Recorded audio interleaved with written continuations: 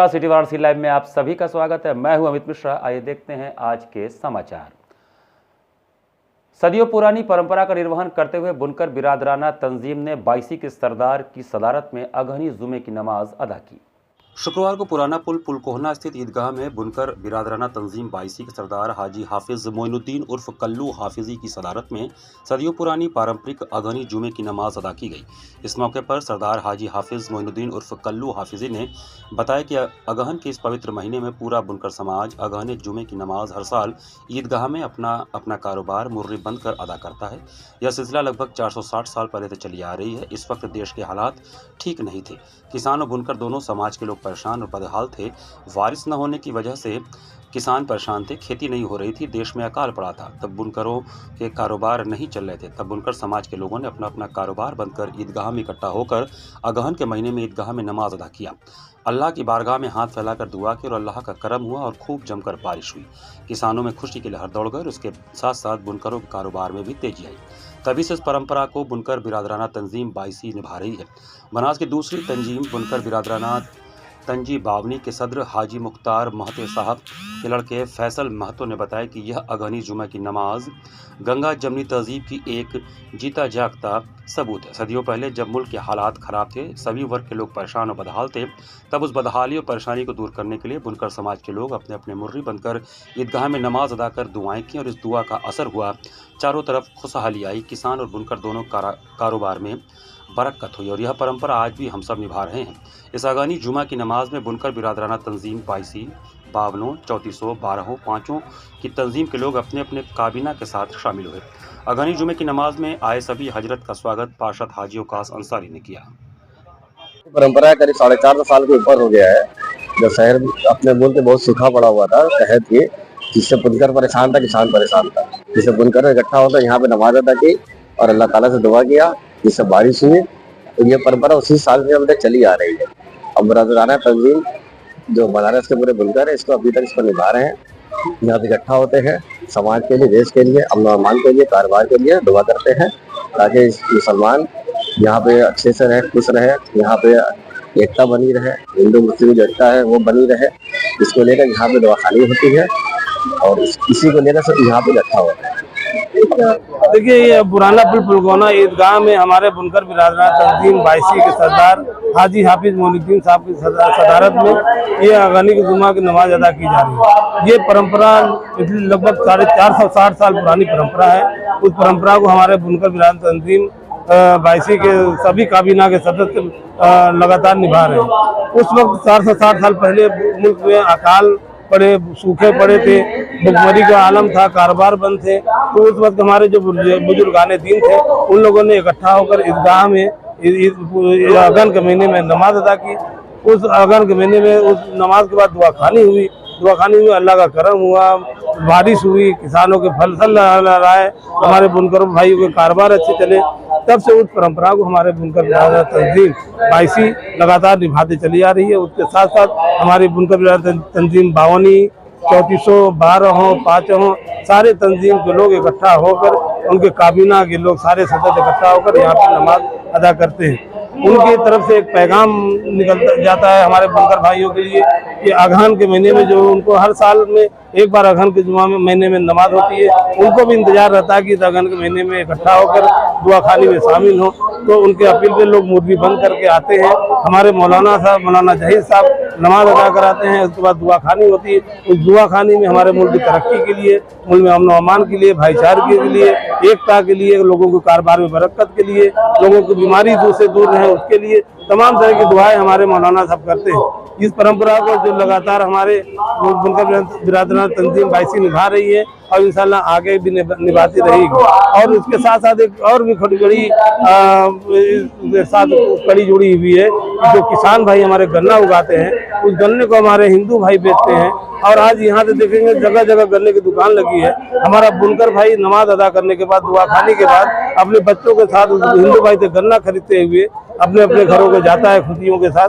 इस हिंदू मुस्लिम की जो परंपरा है अगहनी जुमे में, हमारे बुनकर बिरादराना तंजीम के सारे तंजीम के लोग इस परंपरा को निभा रहे हैं। हमने मुल्क की एकता के लिए, भाईचारगी के लिए, अमन अमान के लिए ये लगातार इस सिलसिला जो हमारे तंजीम कर रही है उसको आगे भी इंशाल्लाह करती रहेगी। संस्कृत विद्या धर्म विज्ञान संकाय द्वारा काशी हिंदू विश्वविद्यालय में आयोजित अखिल भारतीय शास्त्रार्थ सभा के दूसरे दिन विशिष्ट विद्वज्जनों ने अपने विचार व्यक्त किए। काशी हिंदू विश्वविद्यालय के संस्कृत विद्या धर्म विज्ञान संकाय के द्वारा आयोजित अखिल भारतीय शास्त्रार्थ सभा के दूसरे दिन विभिन्न शास्त्र के उद्भट विद्वानों ने अत्यंत समाजोपयोगी एवं गंभीर विषयों पर पूर्व पक्ष उत्तर पक्ष के माध्यम से गहन शास्त्रार्थ चर्चा किया। द्वितीय दिन के प्रथम सत्र में उज्जैन मध्य प्रदेश से पधारे हुए भारतीय दर्शन शास्त्र के प्रकांड विद्वान आचार्य संदीप शर्मा ने भारतीय दर्शन शास्त्रों में प्रमाण की संख्या एवं स्वरूप पर अपना शास्त्रार्थ प्रस्तुत किया, जिसमें उपमान प्रमाण के स्वरूप आदि पर विशेष प्रकाश डाला। साहित्य शास्त्र में श्लेष स्वरूप विमर्श विषय पर राजस्थान जयपुर से पधारे साहित्य व्याकरण आदि शास्त्रों के मूर्धन्य विद्वान आचार्य रामकुमार शर्मा ने शास्त्रार्थ प्रस्तुत किया, जिसमें श्लेष के विभिन्न स्वरूपों पर गहन चर्चा करते हुए उपमा तुल्य योगिता आदि अलंकारों पर भी विशिष्ट विवेचन किया। श्रृंगेरी कर्नाटक से आए हुए वेदांत न्याय मीमांसा आदि शास्त्रों के प्रकांड विद्वान आचार्य गणेश ईश्वर भट्ट ने वेदांत शास्त्र में अदृश्यत्वाधिकरण विषय पर अपना गंभीर शास्त्रार्थ प्रस्तुत किया। इन्होंने उपनिषदों में वर्णित संसार की उत्पत्ति आदि सिद्धांतों पर गहन विवेचन किया। व्याकरण विषय में अर्थव धातुर प्रत्यय प्रातिपदिकम सूत्र पर संकाय के व्याकरण विभाग के शोध छात्र सुभाष शर्मा ने अपना शास्त्रार्थ प्रस्तुत किया, जो अत्यंत सराहनीय रहा। द्वितीय दिवस के द्वितीय सत्र में तिरुपति आंध्र प्रदेश से पधारे वेदांत आदि शास्त्रों के प्रसिद्ध विद्वान आचार्य कुमार विश्वनाथ ने वेदांत में अद्वैत सिद्धौ तात्पर्य लिंगानाम निर्णय विषय पर अपना शास्त्रार्थ प्रस्तुत किया, जिसमें तात्पर्य निर्णय के सिद्धांतों व साधनों पर गहन विवेचना की। दरभंगा बिहार से पधारे व्याकरण शास्त्र के मूर्धन्य विद्वान आचार्य सुरेश्वर झा ने व्याकरण शास्त्र में षष्ठी तु भेदकात विषय पर अपना शास्त्रार्थ प्रस्तुत किया, जिसमें षष्ठी विभक्ति के विधान पर विशेष चर्चा हुई।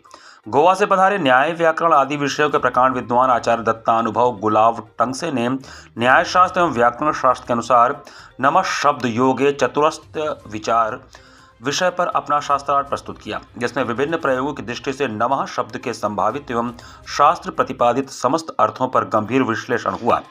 प्रश्नकर्ता के रूप में प्रोफेसर शिवराम शर्मा, प्रोफेसर कमलेश झा आदि विद्वानों की भूमिका अत्यंत ही श्लाघनीय व अनुकरणीय रही।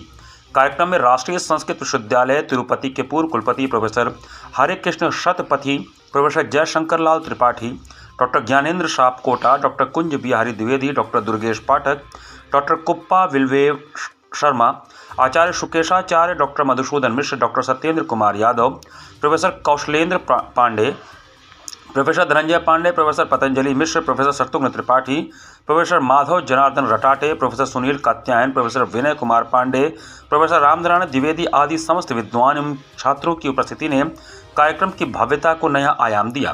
कार्यक्रम में आए समस्त अतिथियों का स्वागत इस कार्यक्रम के परिकल्पक व सूत्रधार संकाय प्रमुख प्रोफेसर राजाराम शुक्ला ने किया। संयोजन प्रोफेसर ब्रजभूषण ओझा ने किया तथा संचालन डॉक्टर प्रियव्रत मिश्र एवं श्रीराम एएस ने किया तथा धन्यवाद ज्ञापन प्रोफेसर शैलेश कुमार तिवारी ने दिया।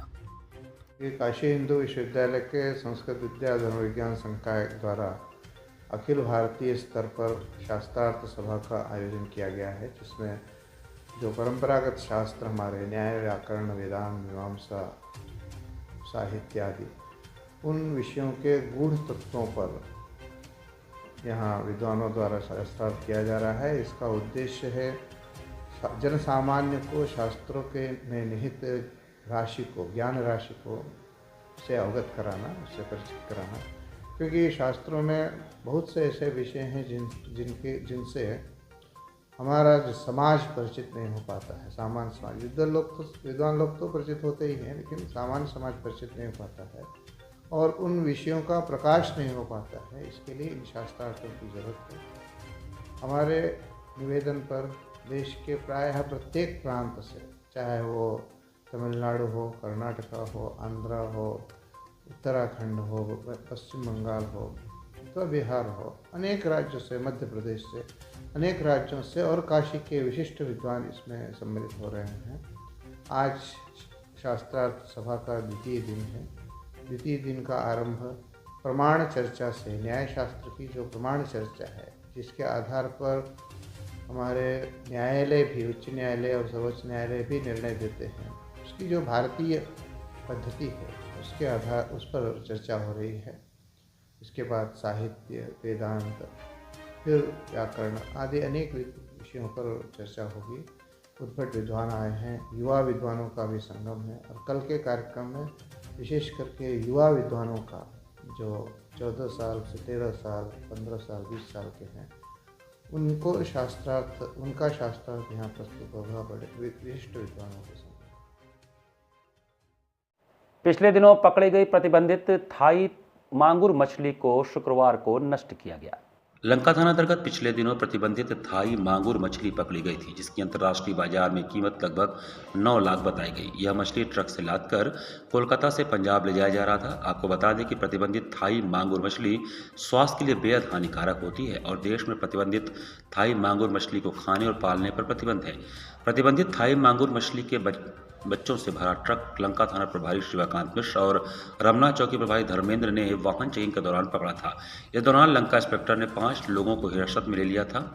पकड़ी गई मछली को आज मजिस्ट्रेट प्रीतम सिंह, लंका इंस्पेक्टर शिवानंद मिश्रा और मत्स्य निरीक्षक विवेक निगम की देखरेख में लंका पुलिस ने नष्ट करवाया।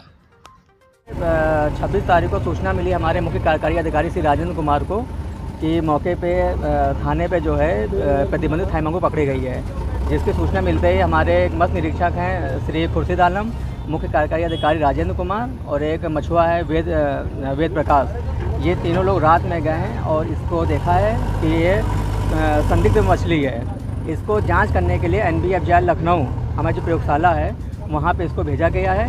तो 28 तारीख को वहाँ से रिपोर्ट आई है कि ये जो संदिग्ध मछली जांच के लिए भेजी गई थी सैंपल के रूप में, वो प्रतिबंधित थाई मांगुर निकली है।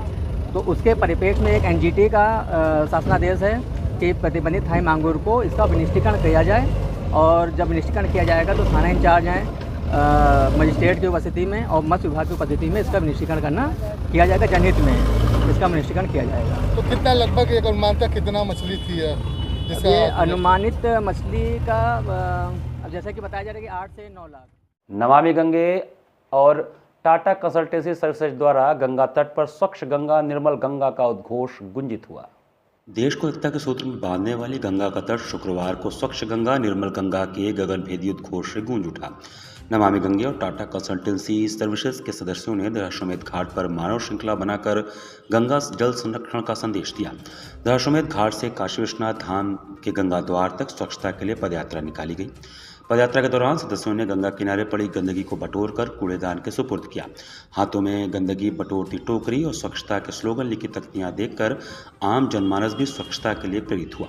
दशाश्वमेध से ललिता घाट तक हजारों श्रद्धालुओं को गंगा स्वच्छता के प्रति जागरूक करते हुए जनमानस के साथ राष्ट्रध्वज लेकर राष्ट्रीय नदी गंगा की आरती उतारी गई।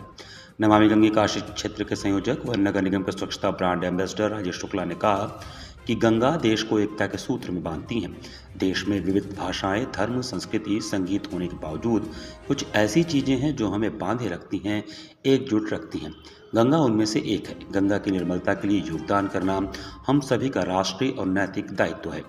आयोजन में प्रमुख रूप से नमामि गंगे काशी क्षेत्र के संयोजक व नगर निगम के स्वच्छता ब्रांड एम्बेसडर राजेश शुक्ला, महानगर सह संयोजिका सारिका गुप्ता, निधि अग्रवाल, टाटा कंसल्टेंसी सर्विसेज से मधु सिंह, आशीष त्रिपाठी, सविता राय, अल्पना सिंह, शिखर द्विवेदी, कुंदन मिश्र, अवनीश सिंह, अंकित सिंह, ऋषभ मुखर्जी, साक्षी गुप्ता एवं सैकड़ों की संख्या में सदस्य शामिल रहे। स्वामी हर्षवान पब्लिक स्कूल के 2 दिवसीय वार्षिकोत्सव समारोह के प्रथम दिन 5 शाखाओं द्वारा प्रदर्शनी लगाई गई।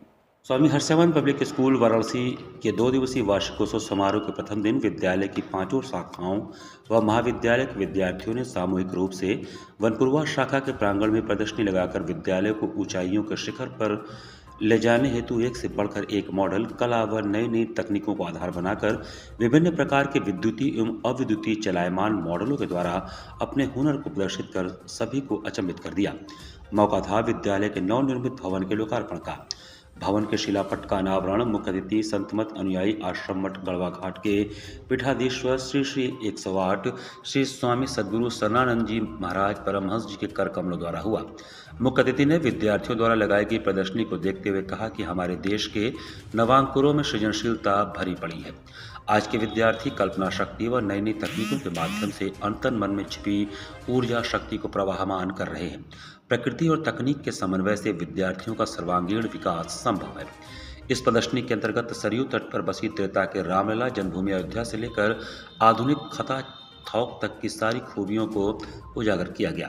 सामाजिक विज्ञान के अंतर्गत सालशिला, ताजमहल, बौद्ध स्तूप, साहित्य के अंतर्गत कवियों, लेखकों, शब्दकोशों, भौतिकी, रसायन, जीव विज्ञान के अंतर्गत सौर ऊर्जा, पारिस्थितिकी तंत्र, प्रदूषण नियंत्रण यंत्र आदि को तकनीकों के आधार पर प्रस्तुत कर दर्शकों को हतप्रभ कर दिया।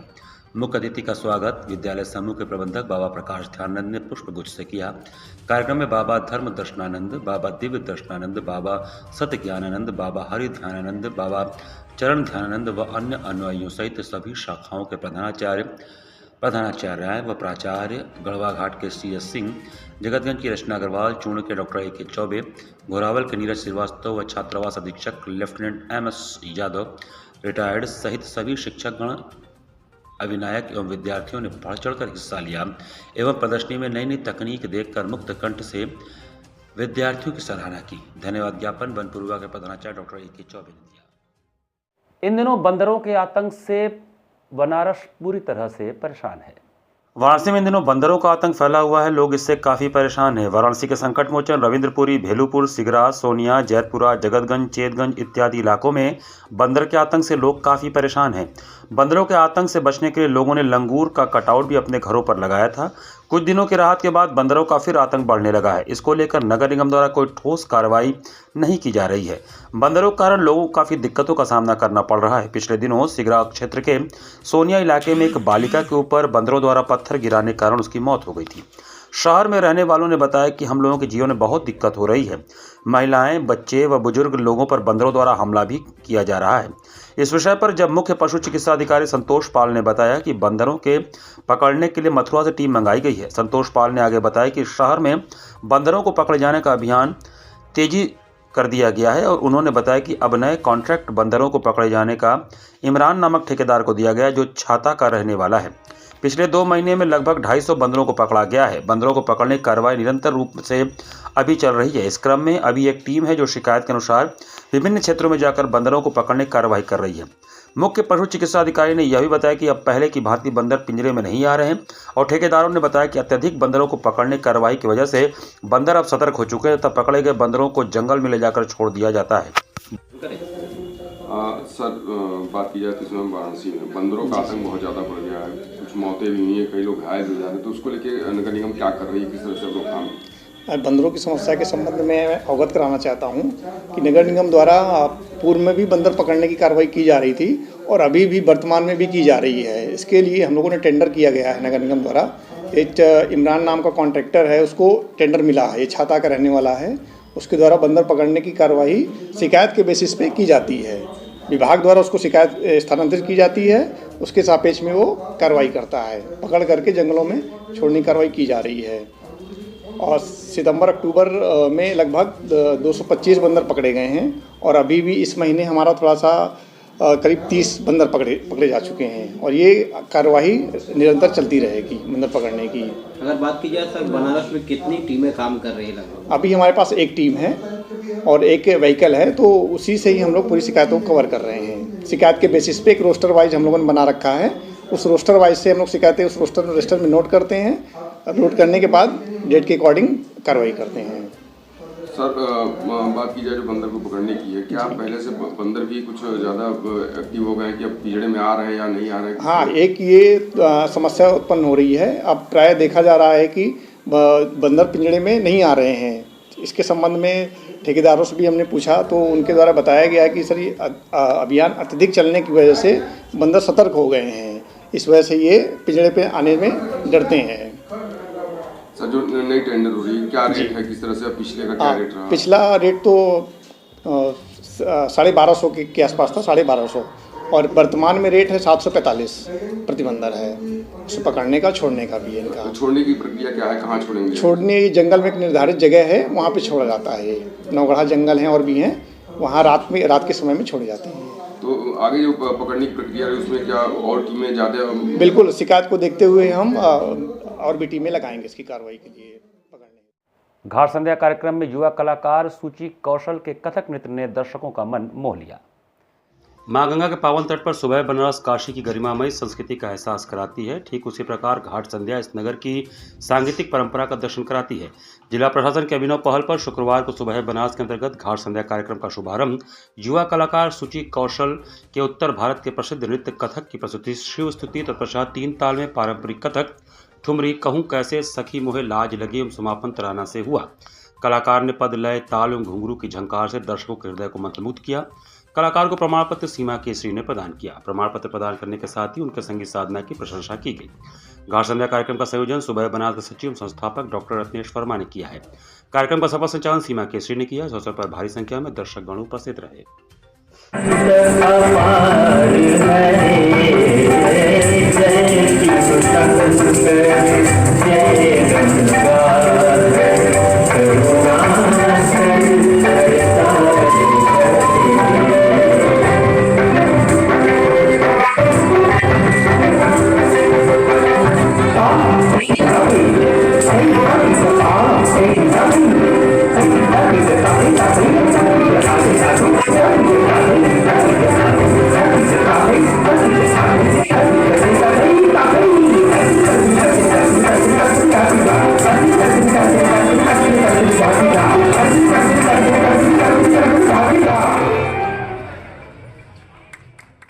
के साथ सिटी वाराणसी लाइव का ये संस्करण हम यही समाप्त करते हैं। मुझे दीजिए आज्ञा। नमस्कार।